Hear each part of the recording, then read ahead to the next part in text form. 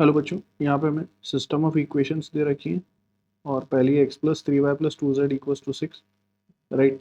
Then x plus ay+2z equals to 7 and x plus 3y+2z is equals to B.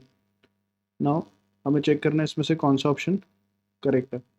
So basically अगर हम बात करें कि हमारा जो P1 that is plane one which is x plus 3y+2z is equals to कितना 6 है, right.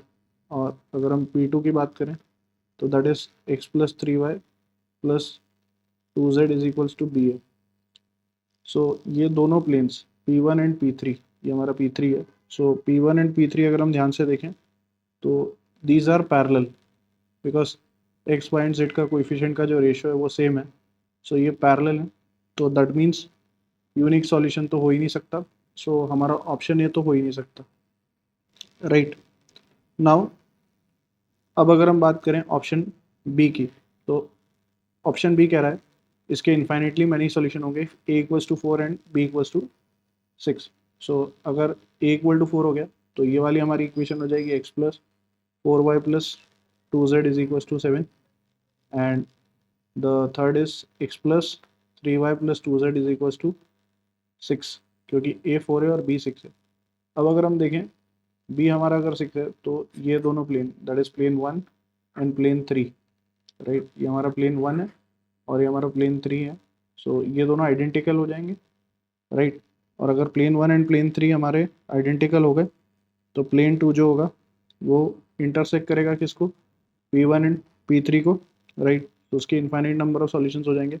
So option B correct हो गए, राइट। नाउ थर्ड और फोर्थ ऑप्शन में बात करें तो उसमें हमारे पास देखिए B7 दे रखा है, B5 दे रखा है।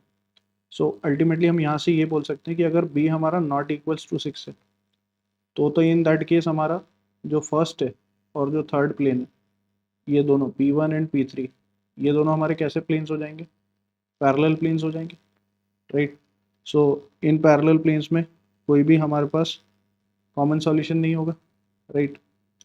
सो यहाँ पे हमारे पास नो सॉल्यूशन वाला केस आ जाएगा, राइट, बिकॉज तीनों का हमें एक कॉमन सॉल्यूशन नहीं मिल पाएगा। सो चाहे ए फिर 5 हो जाए या 3 हो जाए, will have no solutions, right. So basically यहाँ से अगर हम देखें तो हमारे option c and option d भी क्या है, करेक्ट है, right. So option b, option c, option d are correct. I hope you understood well. Best of luck. Thank you.